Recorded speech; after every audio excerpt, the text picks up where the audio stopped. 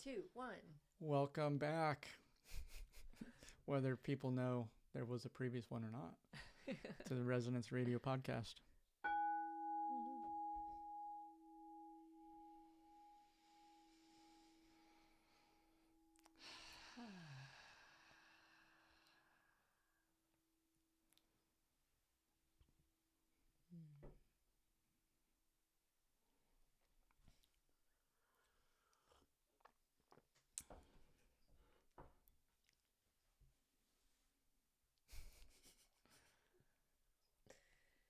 Questions, so many questions that are possible, and yet what needs to be asked at this moment?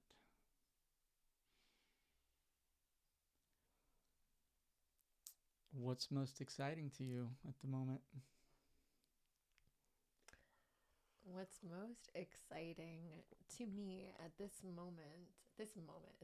moment, because for those who don't know, we tried to record and it didn't come through. So there's a new now moment and a new thing that's exciting. We're doing an audio check as we speak. Is that good? So far, so good. Great. Okay. I love the real time quality of that. Well, what came to mind when you were like, when we were dropping into like this moment and like this new now moment, like what wants to be spoken, was the aha of the other evening when we realized that we have the same birthday. Because when you were asking like what question wants to be asked of this moment, I was like, oh, this is like really up my alley, like the channeling. And I was like, this is so Scorpio of us to like to be like tuning in and kind of being guided by intuition. That felt really exciting to me. I love the synchronicity quality of like the fact that we were like shared that like, whoa, we were born on the same day. And the magic of synchronous moments that exist always, both on and off the playa where I just came from Burning Man. And so like we were sharing a little bit the other night about like how magical and synchronistic life is on the playa, how there's all this synchronicity and anything can happen and right when you need it. And I was sharing with you a little bit about like how I honestly feel that is how life is these days. And I think within that same breath is when we found out that we have the same birthday. Right. It's like, yeah, that happens in portals where everybody's holding that shared belief of like synchronicity is possible and magic happens in a moment, and like the thing that you're looking for just magically appears, and there's all these weird synchronicities. And I was like, that happens all the time when you believe it. And then we had a real life example of that. Yeah, right. So and also I think that relates to resonance too, because resonance, the idea of everything's connected, also implies that there's resonance happening on all levels all the time. And so for a synchronicity to occur, there's this idea that, well, the resonance was already there before the alignment happened. Like the synchronicity is kind of like where we recognize like, oh, whoa, we have the same birthday. Right. But there was some resonance that was there before that too. And like I mentioned that we first met at a festival, and you were on the schedule of people that were going to be there.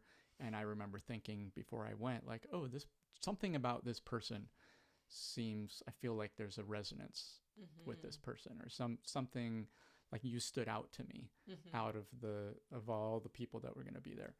And so it's interesting that we're hanging out now. It's synchronistic. Right. To some degree, but also like to some degree I made more of an effort to like connect with you possibly. And anyway, there's all sorts of ways you could rationalize it. But I think on whatever level, there is the resonance that is there before the synchronicity occurs, which to me relates to what you're talking about also, of like it's always happening. It's like, sure, at a festival, especially one like Burning Man, where there's I think people are really going out of their normal, routines to go there and be more open to possibilities. You're going to have a higher chance of experiencing synchronicities there. Right. Well, there's a bigger bubble of shared belief that that's possible. So everybody's leaning into the magic of life where, so we're like sharing, there's a shared prayer, it feels like we're all believing that anything magically could happen at any moment, and therefore anything magically could happen at any moment. But if people are locked into their routine and they're like day to day, their willingness to step out of that to meet, maybe if I'm like holding this frequency of like magic in any moment, and like I'm like going through the grocery store with that kind of like looking for the magic, but the people who I'm supposed to connect with are pretty locked into their like, I'm going to do this and then this and then this, it's a little bit harder to access. Their eyes and our heart and their field are not open and looking so much to make those kinds of connections, and yet they still happen.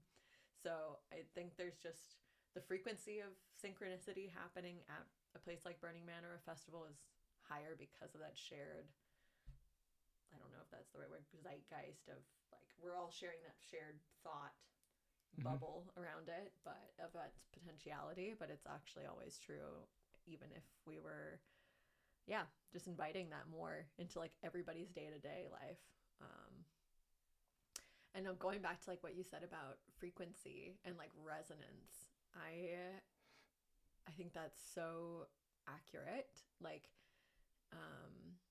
when we experience like a synchronicity, like oh, we have the same birthday, or like, wow, this 11:11 on the clock, right when I was thinking about this thing, or like this, I pulled the owl card this morning, here's an owl right at this moment telling me something. It's like a little wink from the universe being like, yep, it's like that confirmation, and like that for our human mind to like be like, yep, you are on resonance, or you're on the right track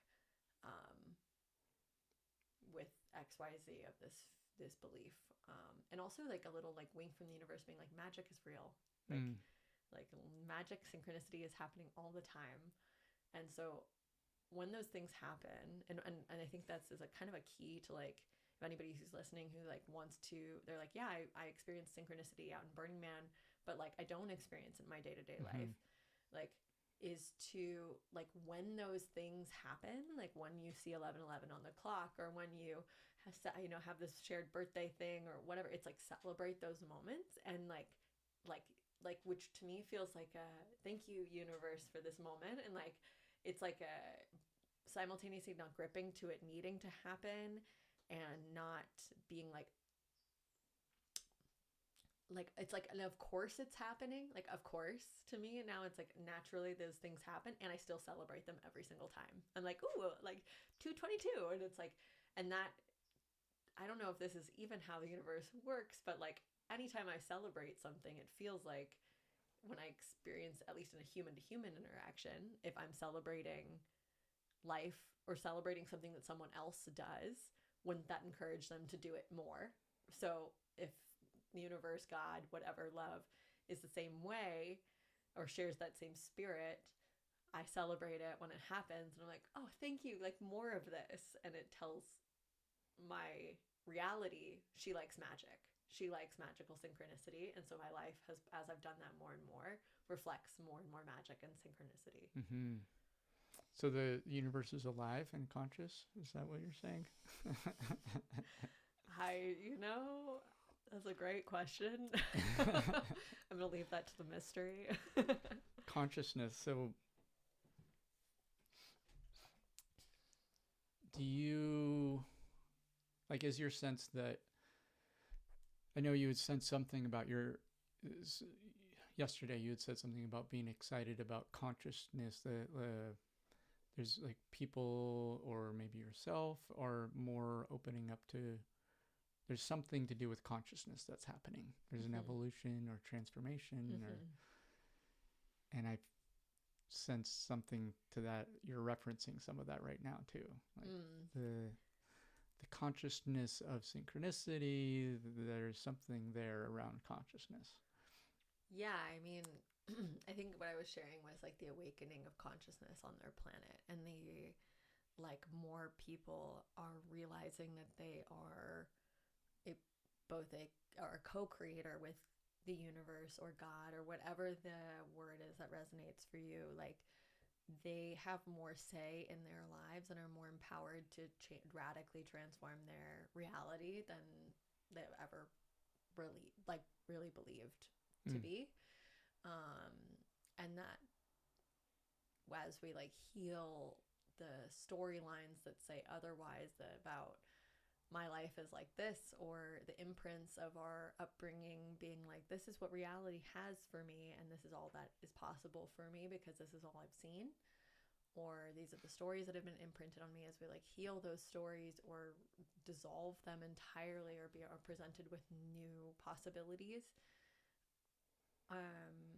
there's just more available to each individual to create exactly the life that they dream of and live it truly. Like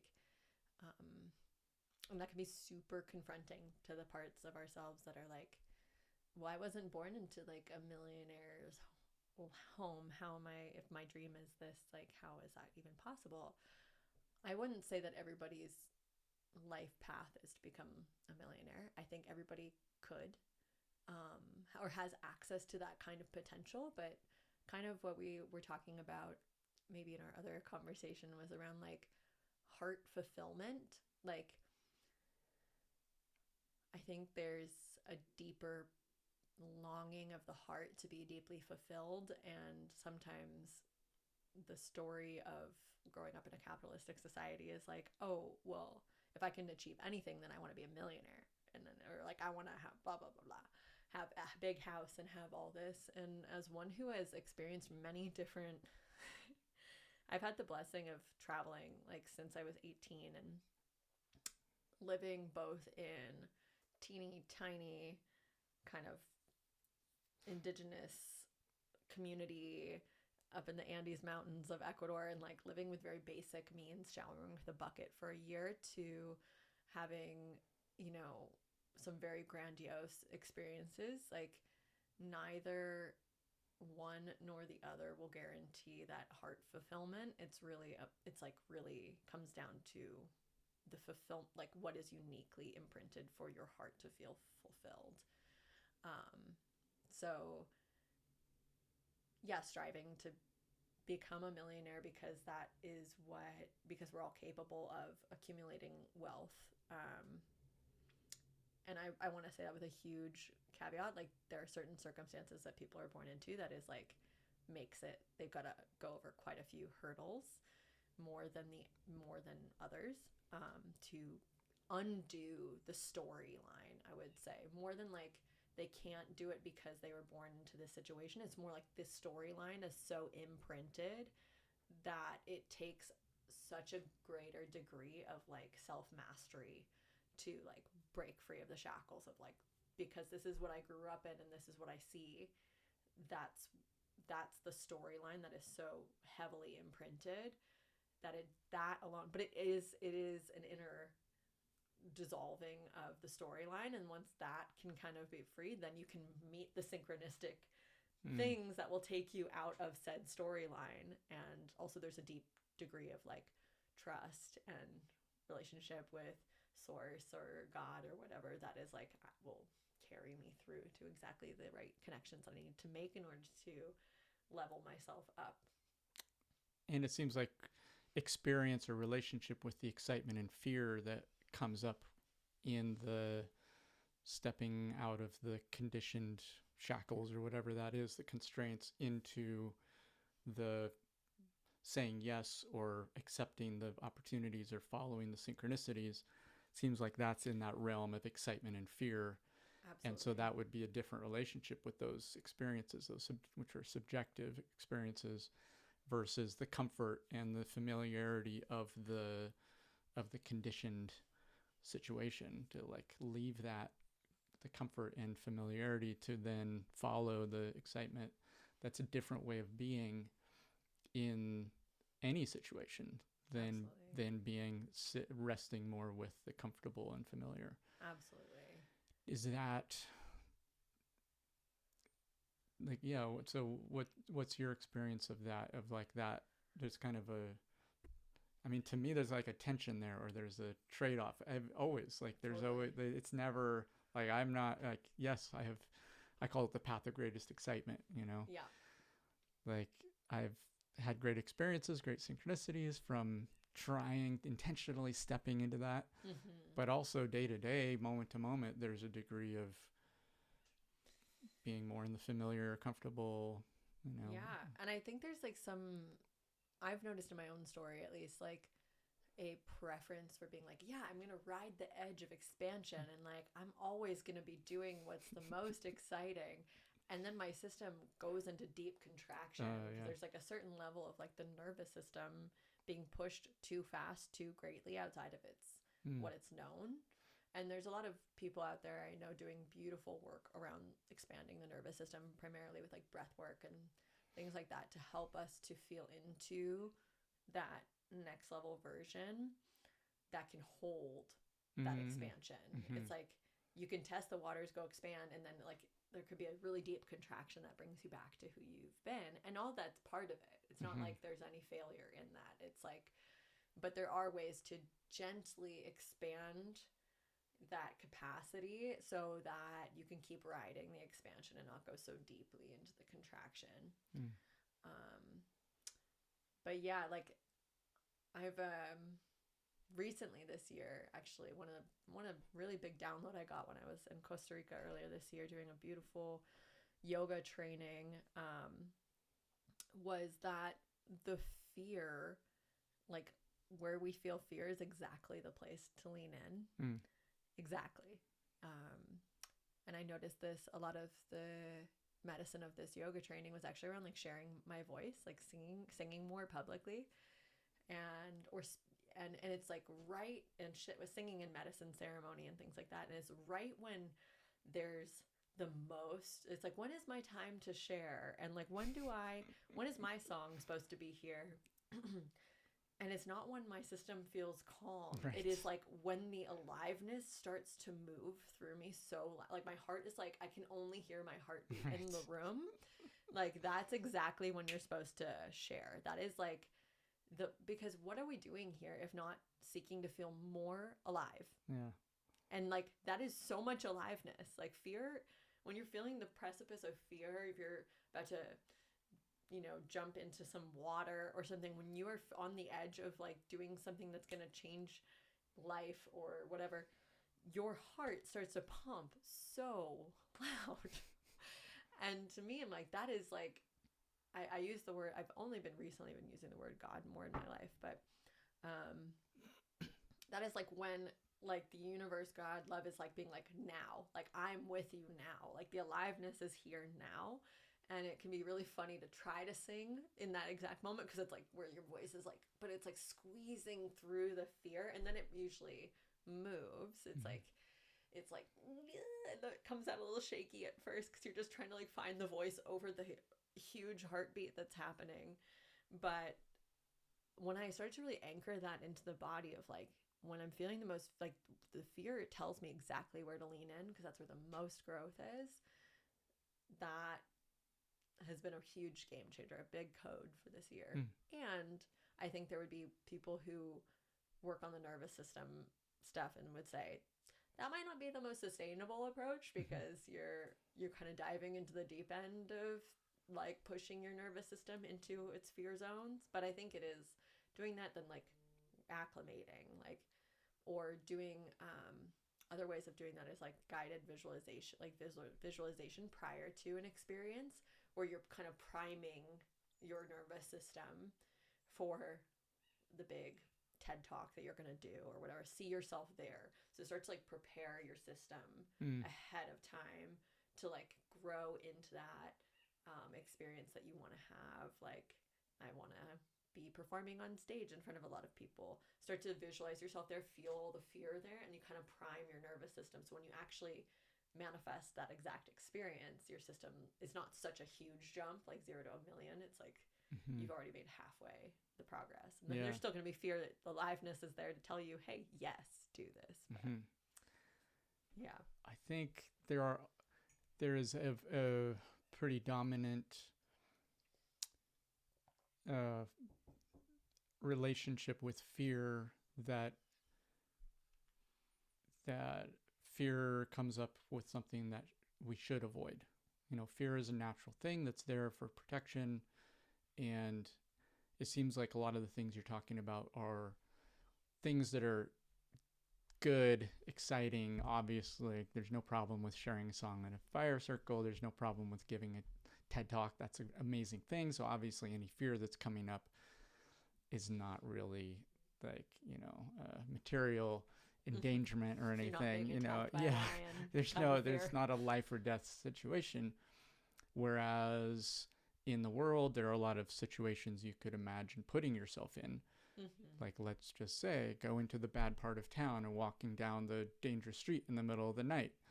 Like, you're out, you know, or going to the enemy country, you know, that is considered a dangerous place to be. And in kind of thinking about these situations, it's like, well, yeah, on the one hand, yes, those are, you could argue, materially dangerous situations, and your fear of that is a good, healthy thing, preventing, and if you respect that and listen to that. Totally. And also, what if those situations are the way they are because of too little healing work, let's say, too little action being taken by us to people to step through that gate of fear to fix the problem there. Like, those situations I bring up are getting at some kind of societal imbalance, you know, enemy countries, bad part of town. They're very much in this polarized us versus them, good versus bad, rich versus poor, safe versus dangerous. Yeah. And to what degree are the fact that there are such extremes of that a result of us humans overly staying within our comfortable, safe belief systems, conditioning, and allowing that to control or establish our view of reality or behavior? Yeah, it's such a great awareness and like inquiry. Because yeah, there's like an intuitive physical protect yourself part of fear that is like a very like, yeah, don't go down that street because there's something bad going to happen to you. And that is a different part. I almost feel that differently in my body. Like there's an deep, like it comes down to like the womb or the gut. Like there's an intuition that's like, or it might still feel like fear, like crawling up your back, kind of scary feeling. And as opposed to like anxiety, fear of like, which feels like more in the chest of like heart, excitement, fear. Heart, yeah. Around like, I don't want to do that talk, or it can feel like, no. And then there's like a deeper, like, don't go that way. And like, that's a no. It's more like a no. And I wonder if other people experience it differently. For me, it comes very somatically. Like I feel like a no this way and a yes this way. And it's good to identify that there's different flavors of fear because, yeah, obviously you don't want to be like, yeah, I'm just going to run into every situation that makes me scared because there could be something really there that's trying to protect you. And even the fear that's there like the fear that exists for things like public speaking is there to protect you also. Right. From humiliation, avoiding saying something foolish, shame, whatever, some old wound that is so afraid of being triggered again. And I also like what you shared about being like, wow, well, if we keep avoiding these like shadowy parts of society, like physically avoiding them, are we actually doing a disservice to our like collective healing? Because it's like bringing, like, let's say like your loving heart down a dark alley, of being like, well, I'm bringing more of my like, and we carry light and dark within all of us, but like if I'm bringing my like generally high vibe, and I hesitate to use that in a public way, but like just my generally like loving, optimistic, light, you know, championing like part of myself to a dark alley that where there's somebody who might be existing more in a really negative, toxic thing that might want to cause me harm, like, would our interaction, maybe it would be harmful physically to me or something like that, would that interaction actually be beneficial to lighting up this dark corner of reality? I don't know that it's like a sacrifice that needs to be made in that way. We can construct the most worst possible scenario, you know, like right. Going as an individual, young, beautiful woman down the dark, dangerous alley in the middle of the night. That's one scenario, but also, you know, there's like, for example, there are these people doing podcasts of like, oh, you know, this country has a reputation of X, Y, or Z, but I went there and it was great and everyone was friendly and, totally, you know, kind of more on the broader scale of like, you know, or the bad neighborhood, you know, just visiting there during the day and yeah, okay, I see what and bringing this, I guess, yeah. But, you know, I think there's some element of truth in what you're talking about as well, but it's like, I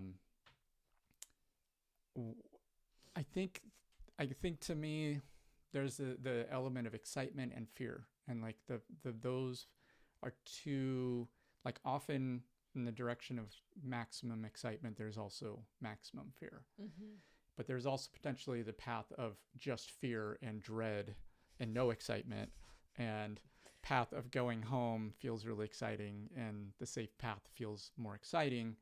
And to me, I think excitement and fear are different, not necessarily the same thing always. They're often in the same realm, but and maybe that's just a different, like, my way of thinking about these different nuances of fear. But if for like the larger scale situation of shifting things or like healing on a more global scale or community wide scale, like, to what degree is entering the other side of the tracks with a particular attitude and energy and frequency, do you have a better chance of having better interactions, and somehow having that better interaction then send ripples or somehow shift the dynamic collectively? Totally. I've had a real experience with that, actually. Traveling to places like Brazil, which has like, I don't know how many of the top, I think it's like of the top 10 most dangerous cities on the planet. I think Brazil holds like 3 or 4 of them. Don't quote me on that, but but at the time that was the case, and I remember reading that, and that came in very cerebrally. Like, I was like, those are the facts according to somebody who says this makes this more dangerous because XYZ amount of crime has happened here. And that all is true on some level. My intuition, and again, my like gut feeling, which is this like using the body as a guide more than like what people say about a place, and what the heart says. It's like, I wouldn't say like everybody is supposed to go cross the, you know, into these dangerous parts of the world and do these things just to see if they can. It's like, if you authentically feel guided to there and your heart's like, go there, and you're like, but the mind tells me, or the people outside of me tell me that's dangerous, why would I go there, but if I'm feeling really pulled somewhere, then there's something for me there. And I can also trust and also cast a prayer. Like, I do a lot of like protection work energetically, like very intentionally, before I go into spaces like cities or airports or things where you're interacting with all sorts of energies, where people will see somebody who's carrying a very clear channel and be like, ooh, like, she's shiny, or, you know, there's something about this person that stands out. And I just kind of like do a little protection before I go, which looks different, but can look as simple as like just like fortifying my energy field and just calling, like, in a visual, you don't even have to be a pro energy worker or anything like that, but you can just like anchor into the heart and then establish, like, feel into your auric field, like a bubble around you, and just imagine like that becoming stronger and bringing in more light, and like almost like enamel, like whitening toothpaste or enamel strengthening toothpaste, like bringing strength around your auric field, or just like anchoring. Actually, this is a great one that I use when I've traveled into sketchier, let's say, places. Is anchoring to the trust and the knowing. Actually, my mom gifted me this when I was traveling through East Africa, where she was like, everything in your life has always worked out, right? Like you've always been okay. And so won't it always continue to do so, to be so? And I just could kind of like, that's not, some people might think that's a little naive, but like if I anchored to that, like I am safe, I'm protected, I've always been safe, I've always been protected. Why would I create a new story otherwise? Then I remember that, and that becomes my truth and my reality. And then that fortifies my field too. I'm like, I am safe no matter what. And I've lived in many kind of what would be considered dangerous cities and things like that. And as like a single female frolicking around, there's definitely ways that you can like energetically bolster yourself. And there's certain areas where you're like, cool, I need to like put my head down and like kind of push through here energetically. But I also, every time I feel fear, I'm also attracting kind of scary things. So I'm like, okay, I'm aware of that. I need to do the certain things, protect my field, maybe follow, really tap into my intuition and follow where I need to be guided right now. Like, don't walk down that street, walk down that street. And I've never had an experience to this day where it was really a danger. And I've really put myself into situations where that really could happen, like very alone on the street at night, and nothing has happened. People might hear that and be like, she's just lucky. But there's also a lot of like intentionality around that. And also like perhaps a deep belief in the goodness of humanity too, that I hope, I don't know that to be true, but I hope that that's part of why that hasn't happened. Is like, I believe that I can feel the goodness in people, and with like that goodness is like, they're like, cool, like I can't enact my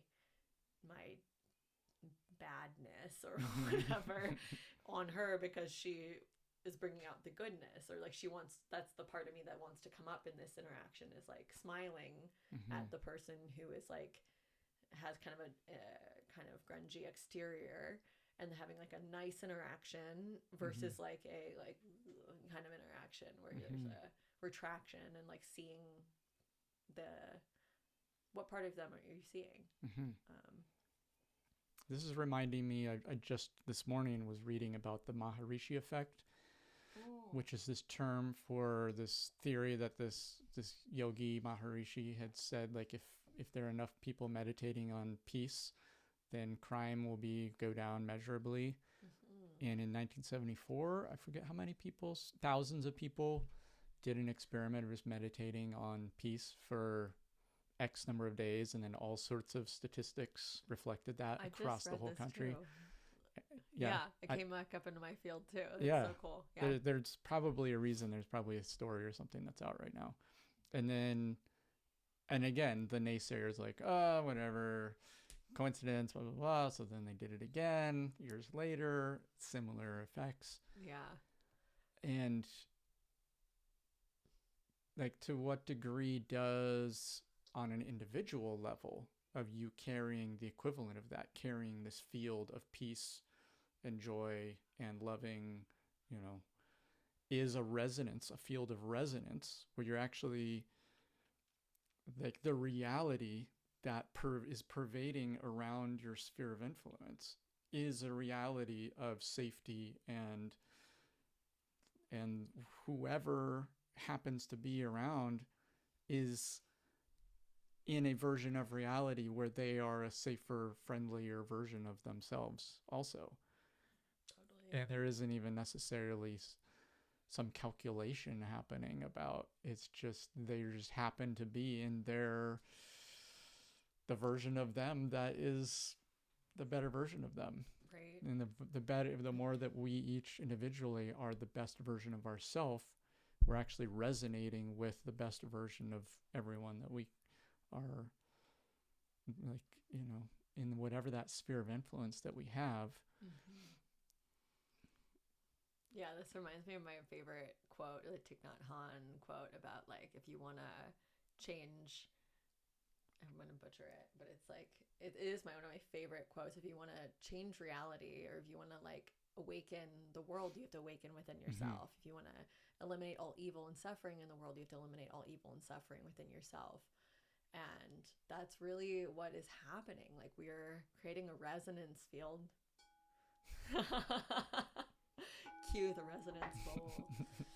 Um, and yeah, you feel it when you're around people who are like who are doing good work on themselves, or who are looking or seeing the beauty in you. Like the beauty in you comes out more. Like there's like Mm-hmm. oh, I want to, like people who are tapped into their artistry, they're like I want to, and then your artistry starts to come online just by simply being in their presence. And so it's really like it's all within. I just love this. And this is what I was kind of talking about as far as like the awakening of consciousness on the planet, is realizing like we hold all the power within ourselves.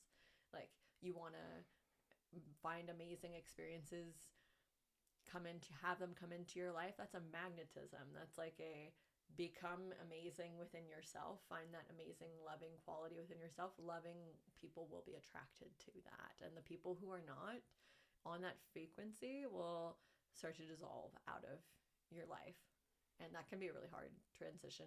That's a big component of awakening that I think a lot of people have challenge with, because it's like your entire reality will shift. That's also kind of what we're talking about, the 9-9 portal that we're on today, like the completion cycle, letting things go. It can be so painful to let go of Mm. this former comfortable version of life as you make space for the new. And yet like everything you want exists in that new frequency. It's like letting go of these relationships, these dynamics that are like of this old frequency, even though they were great. And so even if they weren't bad relationships or bad experiences, they were amazing for the time that they were. And yet a new layer, Mm. a new rainbow reality that you didn't, like you were like had dreams of, are just on the other side of it. It's like a new awareness wants to drop in for you. um And chances are good it's a more blissful existence. Like Eckhart Tolle is suggests that the one that you're letting go of is actually the pain body, is actually the one, is the reality where you're holding all of these painful identity stuff and stories. Like it's the most painful version of all the self and other and world, and that opening up into the present is actually stepping out of that pain body and and releasing the pain body. And so chances are good that it's going to be a more pleasant way to be, or you know. Yeah. yeah, it's very unlikely that you move into, yeah, as you let go of things, that you would be moving into anything but more pleasant things. Although that's not to say that there's like chapters that we go through that bring darkness or challenge again. Mm-hmm. um but often those are just the cusp right before a big shift. Like Mm-hmm. that's, and the sooner that we can like um that darkness thing we talked about a little bit before, about depression being like, it's the opposite of depression is expression. Mm. And we talked about like depression, from what my understanding and my lived experience with it, is like the suppression of feelings, like of Mm-hmm. not allowing the transition point to happen. It's like this stagnation of like, I won't let myself cry, I won't let myself feel the grief or the feeling, or the what the heck is happening, all these things. And there's a numbing that happens. And that that can be where like this big darkness portal happens, or huge letting go is happening on so many levels, and we're left in that like scary unknown, and it feels scary and not, and we can numb out. And but then again, it's like, right, that the darkness that comes right before the next level up, um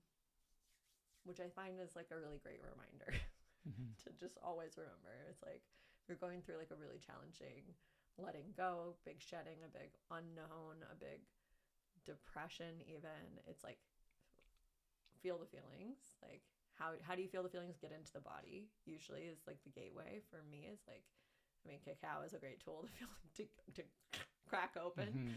and then getting into the body, like moving and just creating space for them, and then yeah, feeling the feelings, which can then lead into further what can feel like more darkness, because you're like, now what was numb is now feeling like this endless well of grief, or this endless well of sadness, or this endless well of whatever, the big anger, any big emotion. But then it changes. It's like as soon as you feel it, then you're like, I've purged through my system, and now Mm-hmm. we're on that next level. Or there's kind of that, after a big cry, there can be like a big kind of like that, like, whoa, like Mm-hmm. stillness, pause, and then it clears, and then the clarity comes, and then the next level comes, where you make space for, yeah, like you were saying, the Eckhart Tolle, like the pain body is finally like breaking up, and it's like cracking through, and then you're making space for the new grace, the new ease to enter. You're on a new frequency because you've literally let go of these dense feelings. So I would say that's almost like an initiatory part of leveling up, is like to have a little bit of like an intense well of emotions. Could be doesn't have to be. It could also be a joy is another emotion. But that there's an initiation of like breaking up some stagnant belief system, some stagnant unfelt emotion, and that way when you clear it by just feeling it and simply having like a huge emotional release around it, then you make space for that new liberated self who's not carrying that density, both probably in a emotional way, but also like in a physical way too. Like that can also heal physical things. You could probably like lose weight physically or energetically, or clear symptoms that could otherwise manifest into illness. Yeah, it's pretty fascinating. Mm-hmm. Yeah. Mm.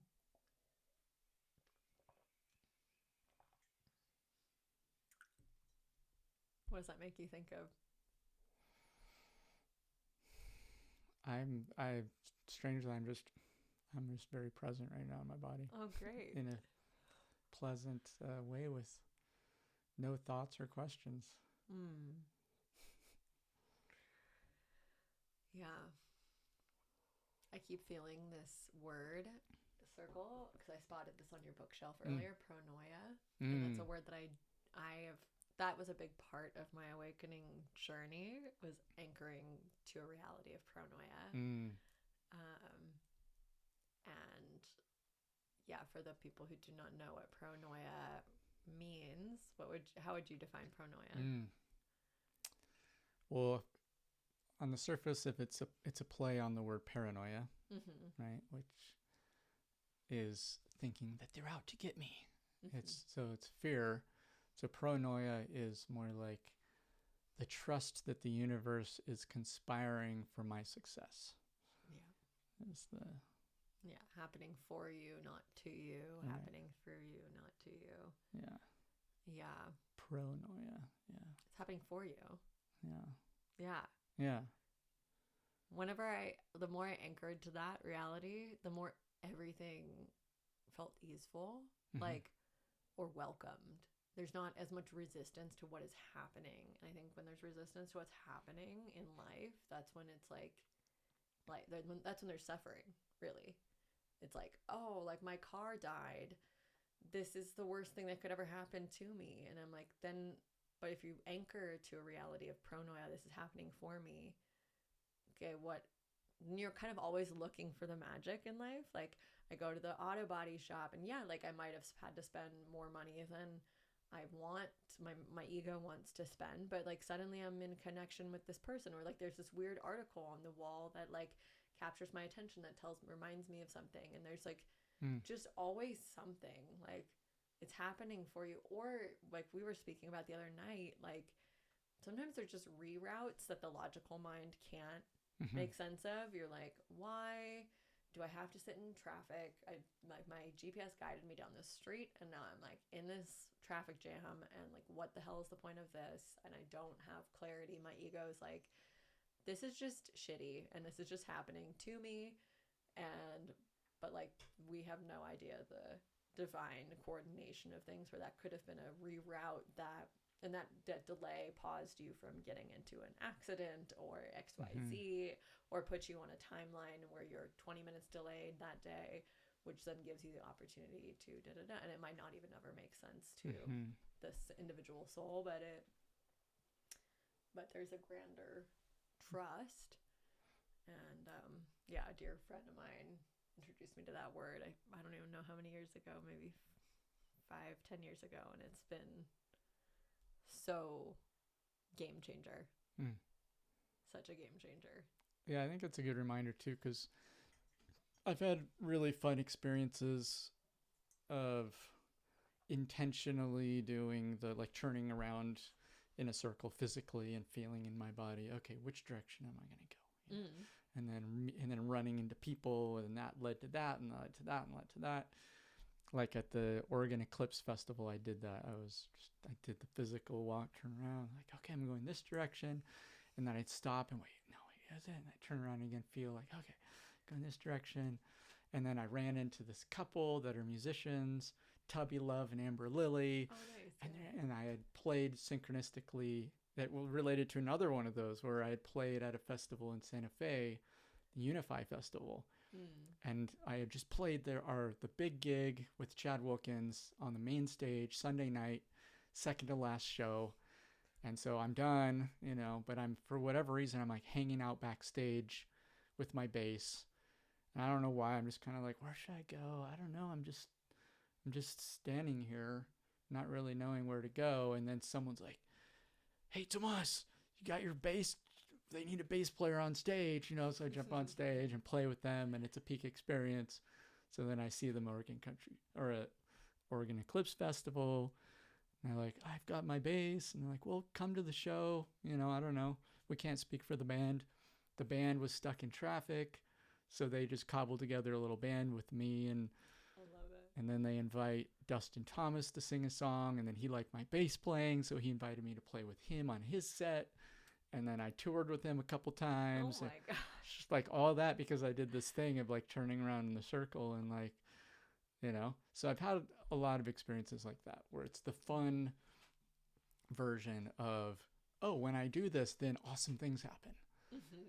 But then I've also had plenty of experiences of doing that, and then, oh, I just wound up over there, and then, oh, okay, well, nothing happened. Nothing. Yeah. So I think I feel like those are examples of what you're kind of referencing there too, of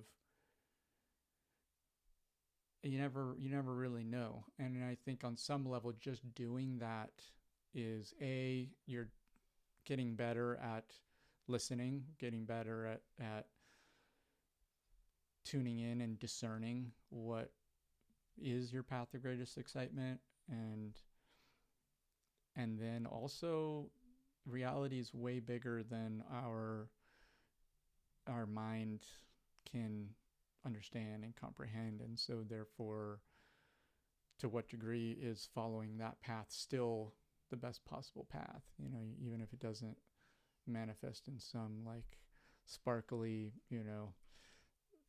thing that you immediately. Immediately even. Yeah, I think it's just I love that you have that practice, because I think it'd be beneficial to everybody to like implement that more in their lives as like a practice of like tapping into practical magic and just like just a practice of, without an attachment to it needing to end in like a sparkly ending, like touring. That's so epic. What a great story.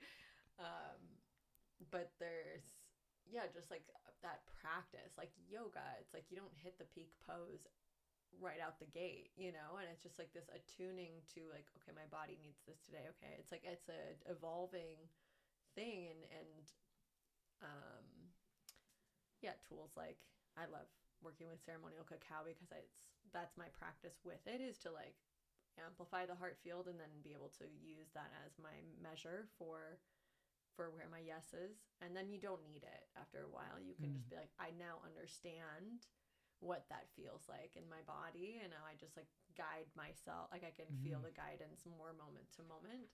But these like moments in time where you can like festivals are great for that because Mm-hmm. you can, there's a good chance you'll run into a fun experience regardless. So there's Right. a high Sure. chance of like, at least you'll end up somewhere interesting. Yeah. But you can do it on any given day where you're like, I'm just gonna like free my day and then like tune in and be like, where do I feel guided? And Mm-hmm. like kind of create the spaciousness to like let your heart lead and just see where it wants to take you for that day. And be okay if there's like, cool, today was just a practice day and it just led me to seemingly nowhere. And that there's probably medicine in that aim and accept it. Like there's a good chance that there's something in each of, like, you end up in like a brick wall, but there's like a poster there. It's like just attuning your eyes Mm-hmm. to looking around. Okay, why was I, even in the moments where it feels like the least clear, or there's not the immediate gratification, like, can I still trust? Even in my darkest moments, can I still trust that I'm being guided? Can I still trust that when I feel like I've been led astray, quote unquote, like, was there a purpose to that? Can I come back to that? And I think that's really the practice, is like being like, the pronoia, all of that comes back to this like feeling like there can be moments in life where it feels like you lose faith because you've just been brought to your knees by like an experience that, if there was a loving God, or if Mm-hmm. life was really happening for you, like, why in the heck would this be happening right now? And that's where faith is most cultivated, is like, even in those moments, like, can I hang on a little bit longer to wait for the alchemy and wait for the aha to come later? Usually it'll come later, and it's just by like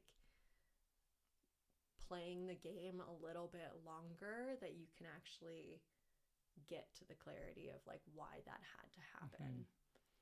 That makes sense in retrospect, but in the moment it doesn't often. Like, why I was led to a brick wall when I was following my heart, or whatever. This is like a metaphorical thing that somehow I'm seeing in my mind's eye. What exactly is just a brick Yeah. bar Yeah. wall mean for you? Yeah. So yeah, This but is just like a brick- dead end, it's like it feels like a dead end. And can I trust it? Like, there was some reason for that, and then like maybe 20 years later I find out that that was an ancient burial ground for a blah blah blah blah, and my and I like, you never know. There was like, and that those kind of things have happened to me before, where it was like, I would just happen to be here and I don't really know why I was there, and then I meet somebody who was like, I was there at that time, and that was like a very specific astrological event, and that you were supposed to, like, it was very, you were getting some energetic influx of energy at that point on the planet at that specific time. And I'm like, cool. My human mind was just like, why am I here right now? Maybe that, similar to what we were saying before about the dark alley, maybe that point on the planet also just needed my energy on like a level of like here's somebody who's carrying a loving frequency, and like I can't see the reverberating effects of like how it's affecting this family next door who is like going through a really tough time, and like how like my smile made a difference, or whatever. It could be something so subtle. Actually, as I'm saying that, I'm having a memory of like a really, maybe one of my favorite moments on the playa this year, which was like, this is my first year going to Burning Man, and I've been to a fair few festivals, so it wasn't like so unknown realm, but there were some really beautiful moments, and most of them had to do with these like vignettes of where I was in service and doing these like little energy blessings for people, which I didn't come with an intention to share a gift, because first year you can kind of just like come and observe. So I was like, cool, I'm not going to bring gifts apart from like my little camp. I made little things for us, but I'm not going to come with an intentional gift. And I ended up having an on-hand gift of doing like oil anointings and blessings, which was just like, wow, the most me gift, and also like so deeply received, more than like a little trinket. And I had a really sweet interaction with somebody where I was coming up to the man the first time, and I'm like biking around, and I would just show up to the man at night, and I'm with some friends, and they'd kind of like already gone in, and I'm walking just past some guy, and just smile at him. Like it was just like a really like just like I see you, you know, and Mm-hmm. then walked in and did my thing. This man later like approached me, like found me under the man. He's like, "Hey, I just need to tell you like that's I really needed that smile in that Mm. moment. Like I really needed just that presence and that and I don't even know what was up for him, but then we did a little, yeah, like little gift exchange, and I did a little anointing and just got to drop in and have this like very human interaction. But it's like little things like that, like you don't know why you're placed at this point on the planet. Maybe it is literally as much as a smile. Like Mm-hmm. that would have been enough. Like we went further into it because it was fun and why not? Mm-hmm. But that it was so that just a smile was that impactful. Um, wow, like such a great reminder of like just like share love when you can, even Mm-hmm. if it's just a smile, because you never know like how much that Yeah. has an effect. And that's also, I mean, that story is also really answers something that was coming up for me when we were talking about this thing of like following your intuition in this direction or that direction, which implies kind of like a destination or an experience or something that you're going to get out of doing that. You know, like, Right. For you. which is the direction of greatest excitement? You know, Mm-hmm. what experience am I going to get when I get to the whatever it is that I'm going towards? And then there's the question of like, well, okay, but how am I going? Like, what is the state of Mm. my being as I'm taking each breath or each step or each heartbeat or each whatever? Like, how am I interacting with the people around me? And I think usually when I'm in that experiment of doing that, I'm more awake, I'm more aware, I'm more listening, I'm more attuned, like you're saying, of like, pay attention to like what's on that brick wall. You know, is there something there? Or, oh, at the tire shop or whatever, they charged me more than I expected. But what's the what can you know? Is there anything here that I can be attentive to like get a lesson or get a message? But also just like I think I'm more open to any possibility when I'm in doing that experiment than if I'm just like, oh, I'm going to that. Oh, there's that show at that stage I want to go to, and I'm like going there, and it's like, oh, hey, you know, versus if I'm open to synchronistic experience, I'm more likely to see the guy and smile at the person who I pass, Right. you know, or whatever, because I'm in a different existential state of being that is more open and listening. And to what degree is that the point? And which actually reminds me of my Lake Atitlan story Mm. of had been there for a while, and then I was debating whether to stay longer or to come home. There were things I had to come home for. And so a buddy who I met there recommended I do this thing where I write down the different locations on pieces of paper, crumple them up, put them on the floor, and then stand on each one and see how I feel. And I did Atitlan, home, Pisac, which is a place I'm curious about going to, and then question mark. And I got question mark was the result. It was very clear.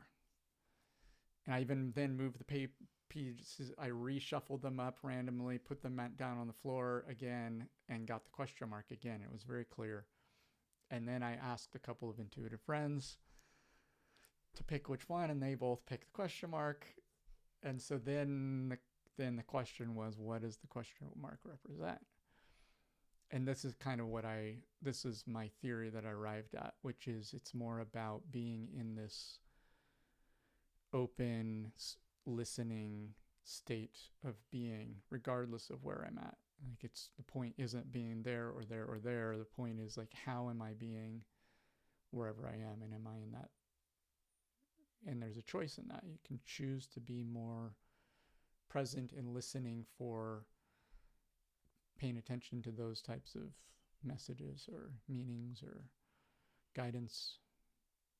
Yeah. Yeah. I think what's coming up is like the what the question mark ended up for you to be was a service oriented direction, right? Which is like, I don't want to finish your story for you, but it was like when you shared this with me before, it was that like somebody wanted to work with you musically or wanted your support musically.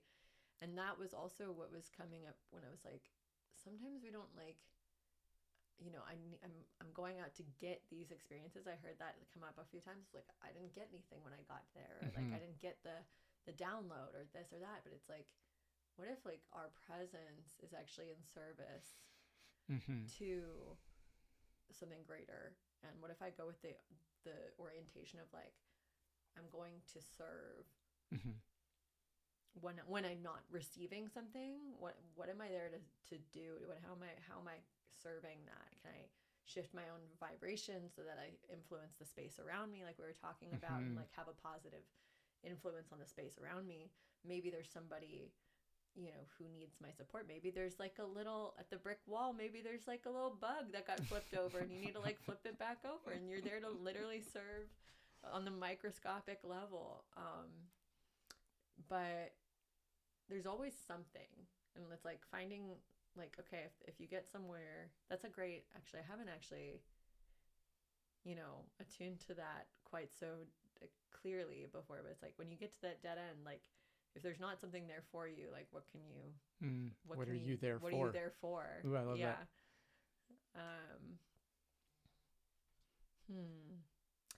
I also, and I like that. That's also what the question mark was for you. Was like, I'm curious about Pisac for my own exploration. Right. I'm curious about Atitlan for this or that.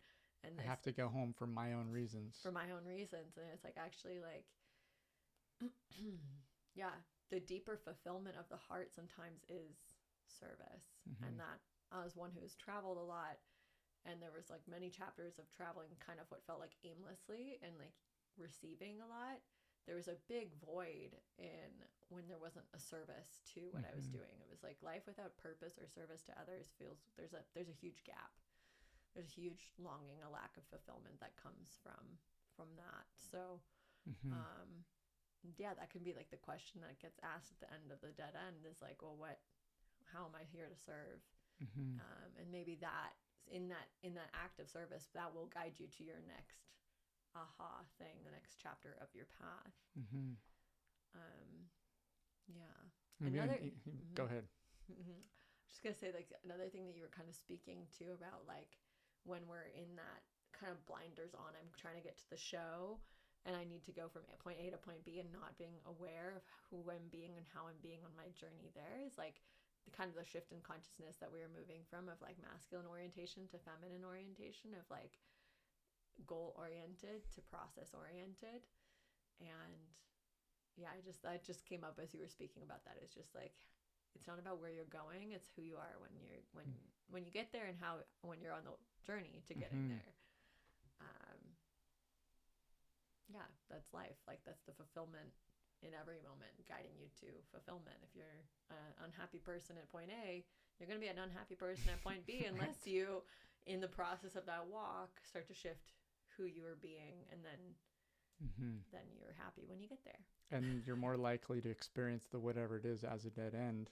Right. If you're going there for it to magically fix how you're feeling. Totally. There's a greater chance that it's not going to, and then it's But even just that metaphor of a brick wall implies someone's put a lot of energy into blocking this particular path, whatever this is, which is also an interesting thing of like, who is this person? Why is there so much energy into a wall being right here, separating, and like this gets into property and ownership, and this is my area, not yours, and keep out, And I was just reading a thing last night about land reform, and like indigenous oriented land reform tends to be more collectivist and more like, this is all of ours. And then there's more the capitalist land reform of trying to support farmers and being independent entrepreneurs with ownership and markets and pricing and and those are the two dominant things of land reform happening in the world, is more collectivist and then more property ownership market, price driven, which this wall to me really represents this larger thing going on in the world of land and how we do land, and it's a much bigger topic, but you know, and even just like, okay, I arrived at a wall. What is, like, just taking a moment to like understand this particular wall and this particular, like, why does this particular wall exist here? You know, what's the story here? Maybe in like trying to serve what are the dynamics, the social dynamics or ecological or economic dynamics here in this place. Can I be of service in that regard too, you know? Yeah. I like the idea of being curious at the wall. Like, right. It's like, okay, rather than being like, wow, I must have gone down the wrong path and like judging it and being like, this is wrong. Then just even once again opens up a new pocket of inquiry of like curiosity. Why is this here? What is this? Yeah. There's something just interesting to wall, like the metaphor of a wall, of like, and how that relates to like boundaries, and how one of my favorite quotes is like boundaries aren't necessarily putting up a wall, but they're showing you where the door is, like how to it's like, this is the wall, but here's how you can, and if you talk about it emotionally, like here's the access point to my heart. You can't, you know, I'm not open to a physical connection with this person, let's say, like that's my wall, but here's the door. It points, here's the door to my heart, so I'm available for this kind. I still want love, I still want to have connection, but here's my boundary, so that the door, here's where the door is. Right. And kind of like a wall, as far as like when you come to a wall in your exploration of consciousness, or where the heart wants to guide you, like where is it pointing you to the door? Like what door? It's like, it's a reroute. You can get curious about it rather than judge it and be like, I went down the wrong way, and get all self, you know, judging or whatever, critical.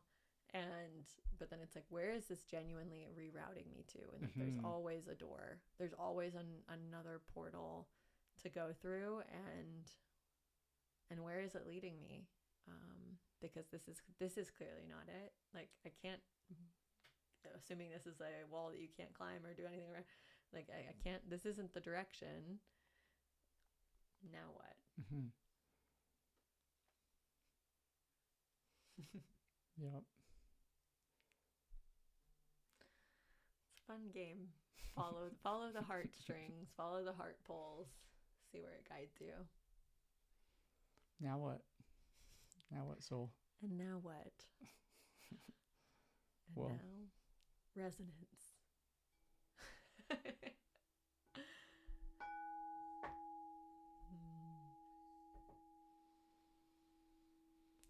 Thanks for being on the Resonance Radio podcast. Thank you for having me. It's been really fun. Soul.